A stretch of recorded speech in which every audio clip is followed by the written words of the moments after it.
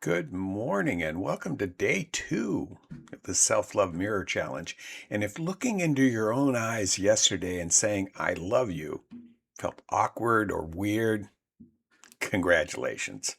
You're normal. You see, most people, well, they spend a lot of time criticizing themselves, doubting themselves, focusing on their flaws, let's say, and brushing off compliments. That's a big one. How hard is it for you um, when somebody says, nice job, or even thank you to you? We have, as human beings, we have a hard time taking taking compliments. Yeah. But yeah, so when you suddenly stand in front of the mirror and say, I love you, what does your mind do? Your mind says, wait a minute, we don't do that. Nobody. So you are normal. And this discomfort is not something that says it's not working. In fact, it's saying that it is. It's something different, and it's working well. So that was day 1. So now we're into day 2. Now, I don't know if you noticed, but for me, I noticed, and I'm doing a little bit different than what I suggested for everybody. Uh, but I noticed that the song that I chose, which is "Have It All" by Jason Mraz or something like that, that's the song I'm listening to while I'm in the mirror, while I'm focusing in the mirror, right? So I noticed that that song kept popping up during the day, uh, more than once, several times. I just I just programmed my Apple Watch to my phone, and I didn't realize it was going to ring on my uh anyway, never mind. Another story, right? So anyway, yeah, so it kept popping up. But what I'm doing a little bit different than what I suggested, and you can do this yourself. You know, we just got through our book club with a great book called "The Power of Your Subconscious Mind," "Power of Your Subconscious Mind" by Joseph Murphy. And one of the things that he strongly emphasizes in the book is that the best time for reprogramming your subconscious mind is first thing in the morning or just before bed. That's when you're most accessible to that information, because later in the middle of the day or as the day gets going, um, you're thinking about your agenda for the day. You're thinking about what might have already started not happening in the way you wanted it to, or trying to prepare for whatever your agenda is. So the best time is first thing in the morning. That's one of the reasons I suggest that you do the mirror exercise as soon as you get up. You know, I mean, not while brushing your teeth, and you're not supposed to be putting on makeup or shaving or whatever it is. This is a standalone exercise that you do. So first thing in the morning. But what I'm doing is I'm not only listening to that song, that complete song, while I'm doing my I Love You in the mirror.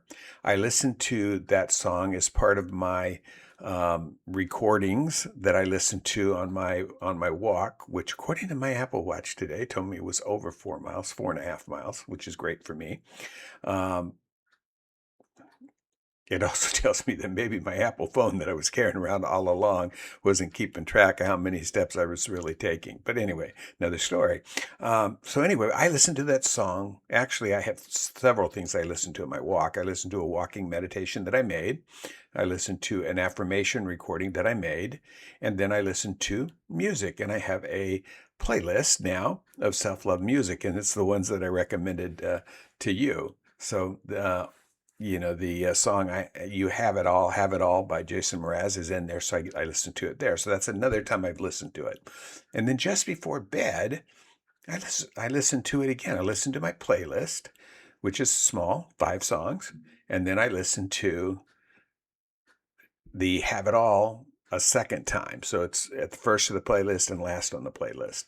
And then I do the other stuff that I do prior to going to sleep to help program my subconscious mind. So I'm listening to it more than once a day, and I've been doing this for a couple days now before we started the actual challenge. So I wasn't doing the mirror exercise per se, but I was doing the other parts of it. So let's talk about the mirror exercise just a little bit. We got a couple minutes here. I know you do.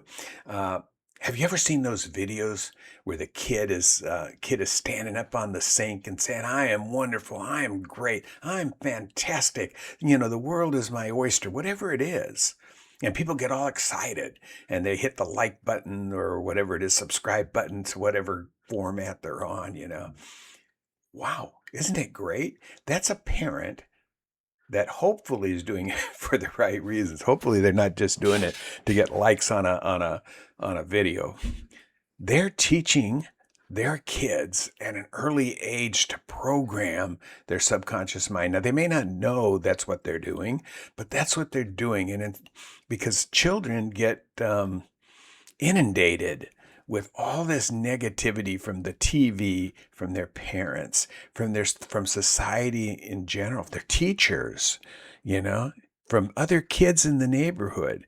So taking that time to let these children do a mirror exercise, it's fantastic. It really is. It's helping shape them so that as their life progresses, that they are actually deliberately manifesting things rather than just doing it, what do they say on remote control?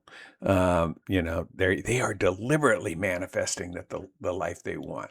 So if you have children, get your children involved in this mirror exercise right now. It doesn't matter if they're 5 years old, 4 years old, 10 years old, 18 years old, doesn't matter. If you can get them to do this exercise, it will be fantastic in helping them chart the path to deliberate manifestation in their life, in their journey. So it's a great exercise for everything. So yeah, we're not going to talk about neuroscience today. We're not going to talk about what affirmations we should be using, because really we're just using "I love you" in this particular mirror exercise. But that doesn't mean you can't expand on it after you've done your one song. Expand on it further and start saying the things that you want to hear, the things that you believe, the things that what you are putting in there into your subconscious mind, and deliberately changing the chatter that's going on inside your head. The voice in your head. You remember, I don't know if you watched the whole video yesterday, but that's my new book, and I'm not trying to sell you a book, but the voice in your head is what is contributing to what you see on your outside world right now. Because your voice in your head is what's making up those 60 to 70,000 thoughts that you're having on a daily basis, where the majority of them are repeated over and over from day to day, blah, blah, blah, blah. So why not make them thoughts and chatter that really, really support the deliberate manifestation that you want in your life? That's what you want to do. This is Bill Collum, and I'll see you the next time I see you. Bye.